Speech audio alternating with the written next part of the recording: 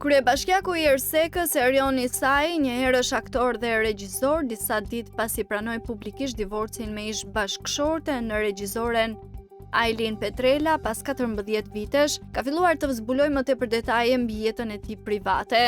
Në një intervistë të dhënë së fundmi, Isai ka konfirmuar se ndarja ka ndodhur para 2 vitesh dhe se ka qenë një vendim i drejtë për t'u marrë pa dhënë detaje më tepër. Unë nuk jam prifti kolonjës, por kryetari i bashkisë, nuk ka ndarje që nuk është e vështirë.